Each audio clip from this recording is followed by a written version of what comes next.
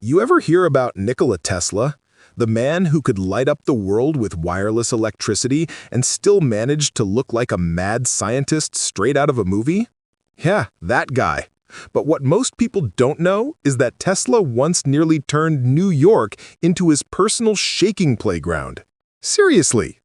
Back in 1898, Tesla claimed to have invented a small mechanical oscillator, basically a tiny vibration machine that he attached to a steel beam in his lab. He boasted that this little device could resonate at the natural frequency of structures and make them vibrate violently. And when I say violently, I mean enough to cause panic. Tesla even joked, or maybe not, that if he tuned it just right, he could bring down the whole building. Now, here's the fun and terrifying part. One day, Tesla was experimenting with this oscillator in his New York lab. According to his notes, he set it up on a steel beam, turned it on, and immediately felt the floor start to vibrate. Tools rattled, windows shook, nearby buildings supposedly trembled. Tesla reportedly had to smash the device with a hammer to stop it, literally, because the vibrations were getting dangerously out of control. Imagine that for a second, a tiny oscillator a few inches long nearly causing an earthquake in Manhattan. And Tesla's claim wasn't just small talk. He actually demonstrated resonance theory in action, decades before most engineers even understood it. But why don't you see this experiment in textbooks? Because, well, let's just say it was a little too dangerous to replicate. Tesla himself noted that if anyone ever built a slightly larger version or miscalculated the frequency, entire buildings could collapse. So yeah, Tesla basically had the first ever "I could destroy a city with vibrations" experiment. A mixture of genius, madness, and terrifying curiosity. And that's why this experiment, forgotten by mainstream science, still makes engineers and historians shake their heads. You ever hear about Mike the Headless Chicken? Yeah, sounds like some twisted campfire story a drunk uncle would tell. But nope, this one's 100% real. In 1945, a farmer named Lloyd Olson from Colorado accidentally created one of the weirdest biological mysteries in history, a chicken that lived for 18 months without its head. Yeah, I know what you're thinking. How the hell does a chicken survive without a head? Well, grab your mental popcorn, because this one's wild. So one fine day, Lloyd decides he's going to have chicken for dinner. He swings his axe, clean cut, and the head falls off. But the bird doesn't. Instead of dropping dead like, every normal chicken ever, this little feathery maniac just keeps running. For minutes, then hours, then days. Turns out, when Lloyd chopped the head, he somehow missed the jugular vein and left most of the chicken's brainstem intact. And here's the creepy part. A chicken's reflexes, breathing, and body control are all managed mostly by the brainstem, which means Mike, the chicken, could still function. Lloyd realized he had something insane on his hands, so instead of eating Mike, he started feeding him with an eyedropper, milk and water straight into his open neck. Mike literally became a celebrity. People paid to see him.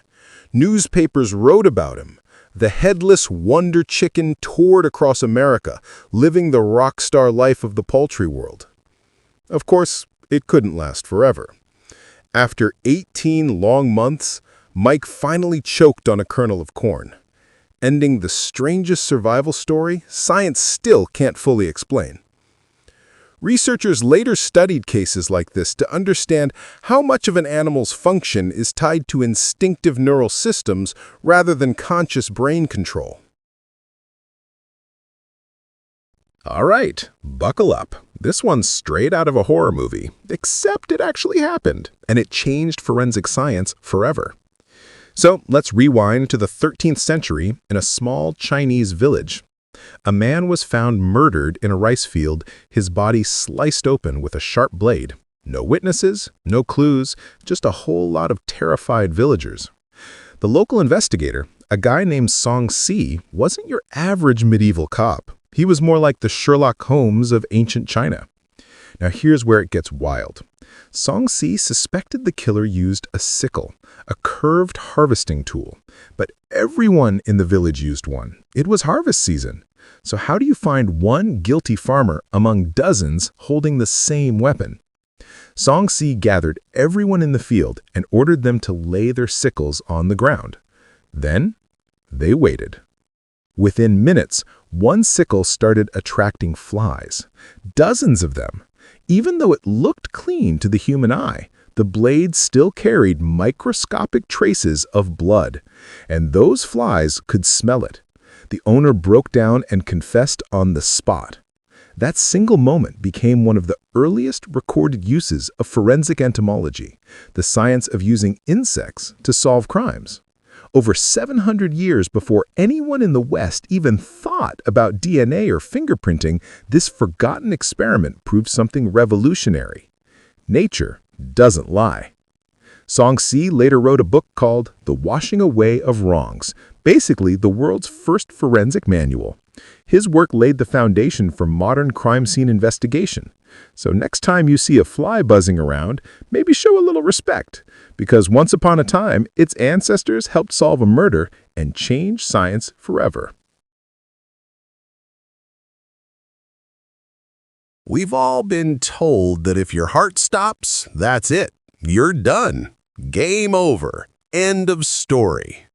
But what if I told you that a man once lived while his heart wasn't doing a single beat?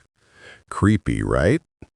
Welcome to the world of Dr. Robert Bartlett, a pioneering surgeon in the 1960s who wasn't satisfied with the limits of human survival. Bartlett and his team had developed a strange humming contraption known as a heart-lung bypass machine. This device could take over the work of a human heart and lungs, pumping blood and oxygen throughout the body while the real heart took a permanent nap. Imagine lying on an operating table, chest open, heart silent, and yet your brain, kidneys, liver, everything still working. It's like being a human marionette controlled by cold mechanical strings. One of Bartlett's most famous and chilling cases involved a patient whose heart had to be completely stopped for over an hour during surgery. Normally, that's long enough for permanent death to sneak in and set up camp. But thanks to the machine, blood coursed through the veins, oxygen nourished every cell, and the patient stayed alive. Doctors watched, tense and sweating as the impossible unfolded. Life without the very organ that defines it.